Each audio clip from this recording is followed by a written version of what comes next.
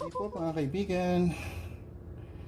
Sa oras pong ito ay magluluto po ako ng binabad. Nagbabad po ako ng baboy. Yan. Ito po yung pork shoulder. Yan.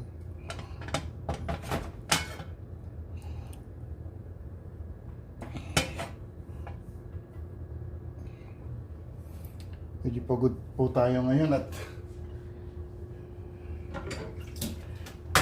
galing po ako ng part-time. Yan. Kaya siguradong mapapakain tayo ng malakas dito.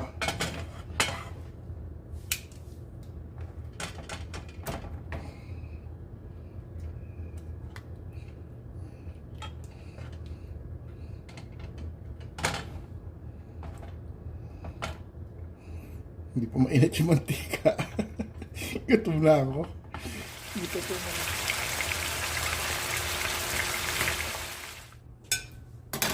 Naglaga nga rin pa pala tayo ng okra para may gulay tayo sa ating yan. Ito ang ating tanghalian. Yan.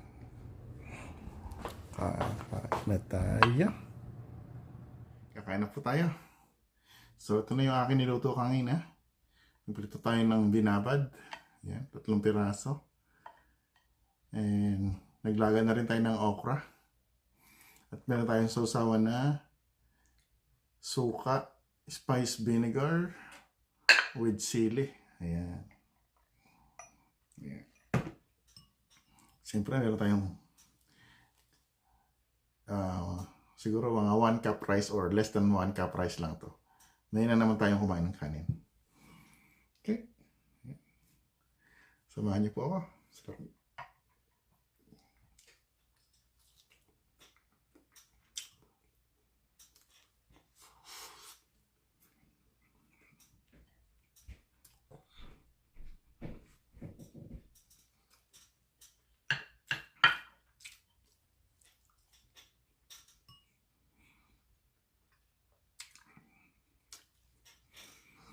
Well,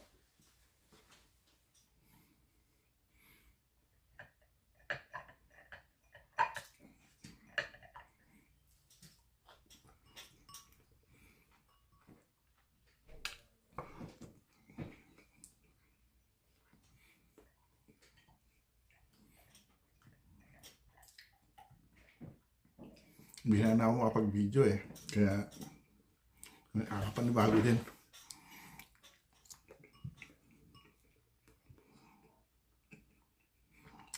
Sanay na ako sa short video na lang.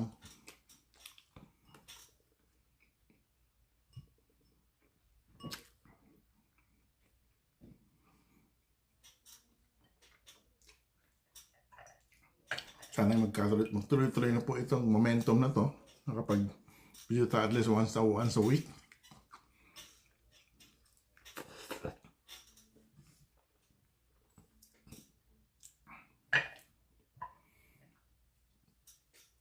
Nung binabad nito, meron akong video nito kung paano ko ito ginawa sa mga lumang video ko. Puro gano'n naman ang timpla ko ng binabad.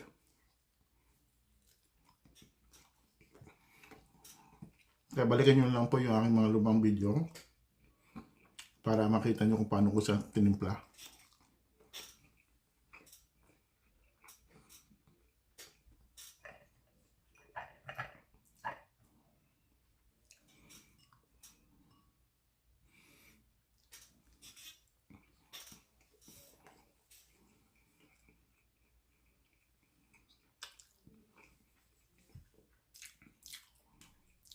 Marami ito eh. Siguro mga mahigit kalahating kilo o kulang-kulang 1 kilo yun. Pinabad ko. So mamayang gabi ay piprituhin ko na siya lahat at gagawin ko siya naman na pork steak. Kasi pang mabilisan lang kasi nagutom na ako. Pagod ako sa pag-part-time.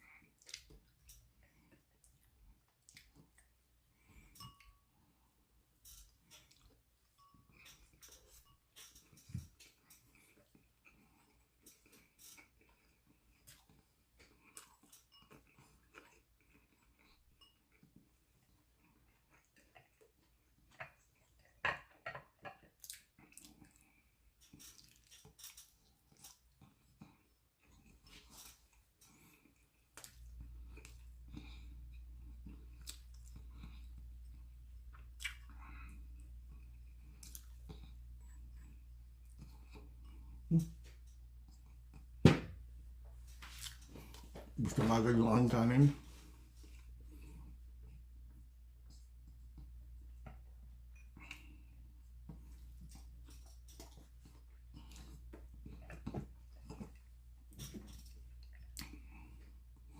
Papakinggan ko na itong okra.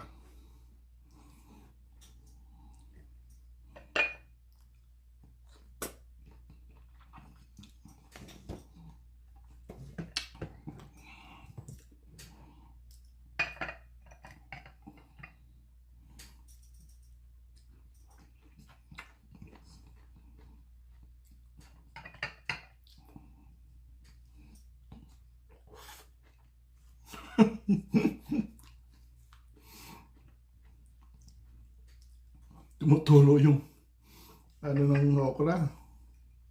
Hibla.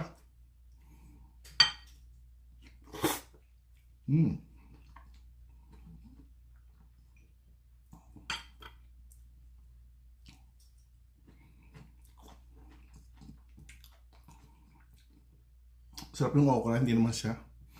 Hindi siya masyadong hindi siya malambot dahil bigyan lang natin siya nilaga. Parang in-steam lang natin.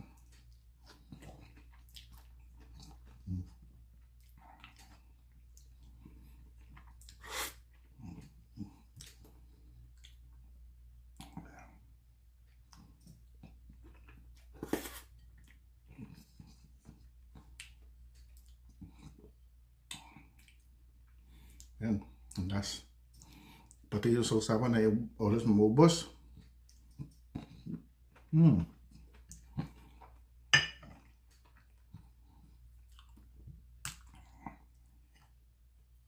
Panghuli.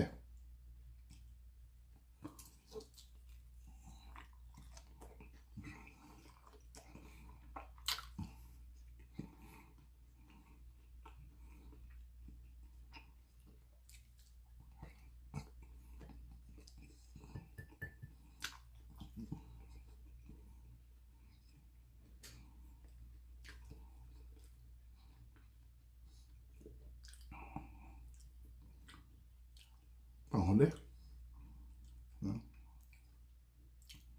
At yan ang sili.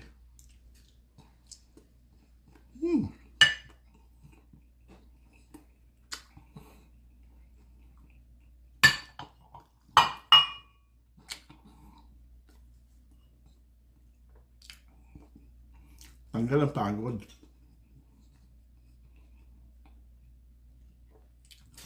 Meron naman tayong energy mamaya. Kailangan natin magpahinga saglit. At maya malamang ay i-arrive po ng church. Okay? Maraming salamat po. Thank you for watching. And sana po ay sa susunod na video ay samahan niyo po ako muli sa ating po mga daily lives dito po sa Canada. At sa ating po mga upcoming videos po, meron po tayong mga menu, meron pa mga recipes na mga simpleng recipe na mapakita po sa inyo kung paano po yung mga daily inuulam po namin dito sa Canada. Ayan, maraming salamat po. God bless everyone. Keep safe and peace on.